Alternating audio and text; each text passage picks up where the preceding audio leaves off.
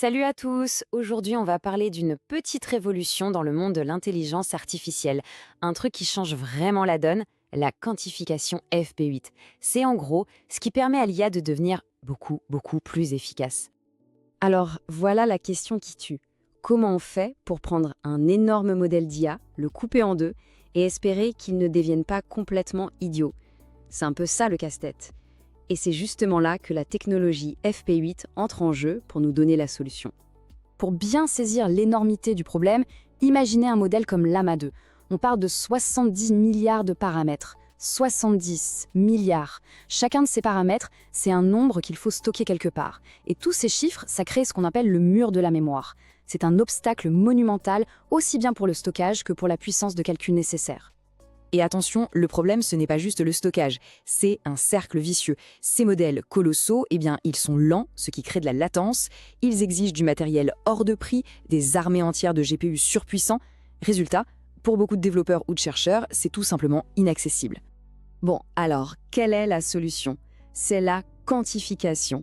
Pour faire simple, imaginez la compression JPEG pour une photo. On perd un tout petit peu de détails, un truc qu'on ne remarque même pas à l'œil nu, mais en échange, le fichier devient beaucoup plus petit. Eh bien, la quantification, c'est exactement ça, mais pour les nombres qui font tourner l'IA. C'est une sorte de compression super intelligente. Ok, pour bien piger ce qu'est le FP8, il faut d'abord parler des nombres à virgule flottantes. Ça a l'air compliqué, mais en fait c'est comme la notation scientifique qu'on voyait à l'école.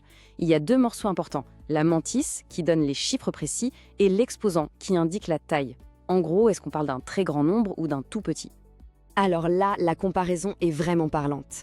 D'un côté, on a le FP16, l'ancien standard, qui utilisait 10 bits pour la mantis, donc pour la précision, et de l'autre, le FP8 qui, attention, réduit ça à seulement 2 ou 3 bits. C'est une réduction drastique. Et c'est de là que vient toute son efficacité. C'est dingue. Mais attendez, il y a une petite subtilité. Le FP8, ce n'est pas un seul format, mais en fait deux. C'est ça qui est malin. Il y a le E5M2, qui a plus de bits pour l'exposant. Lui, il est parfait pour gérer une très grande plage de valeur. Et puis, il y a le E4M3, qui lui a un bit de plus pour la mantis, donc il mise tout sur la précision. C'est un compromis super intelligent selon ce dont on a besoin. Du coup, le vrai défi, c'est celui-ci. Notre nouvelle boîte, la FP8, est beaucoup plus petite. Alors, comment on fait pour y faire rentrer tous nos nombres sans que ça déborde de partout? C'est ce qu'on appelle l'overflow. Ou, à l'inverse, sans qu'ils soient tellement écrasés qu'ils finissent par valoir 0. Ça, c'est l'underflow. Eh bien, la solution a un nom, la mise à l'échelle dynamique. Le dynamic scaling. C'est vraiment l'ingrédient secret, la sauce magique, qui fait que le FP8 marche aussi bien et qu'on ne perd pas d'informations critiques en route. Alors comment ça marche ce truc qu'on appelle FP8 Amax? C'est assez simple en fait. D'abord, le système regarde un paquet de nombres et il repère le plus grand. Ensuite, il calcule un facteur de conversion, un peu comme un taux de change, pour que ce plus grand nombre rentre pile poil dans la case maximum du format FP8. Après ça, il applique ce taux de change à tous les autres nombres et les convertit. Le calcul super rapide se fait en FP8, et à la fin, on fait l'opération inverse pour que tout revienne à la normale. C'est comme si on zoomait et dézoomait sur les données pour qu'elles rentrent parfaitement dans la boîte. Et la grande question, est-ce que ça marche en vrai? La réponse est un grand oui. Regardez un peu ces chiffres pour Llama 2. Que ce soit en FP16 ou en FP8 Amax, les scores de précision y sont quasiment identiques. C'est la preuve par A plus B que cette compression intelligente ne sacrifie presque rien en termes de performance. C'est bluffant. Et ça, ce ne sont pas que des chiffres dans un labo. Ça a un impact direct sur les gens. Il y a ce témoignage sur Reddit d'un utilisateur qui raconte qu'avant, son PC se figeait complètement, la RAM à 99%, juste en essayant de lancer un modèle. Et puis, il a basculé sur une option FP8, et hop, le modèle s'est chargé sans aucun souci avec ses 32 Go de RAM. Voilà ce que ça change concrètement. Bon, évidemment, rien n'est parfait. Ce n'est pas une solution magique qui résout tout.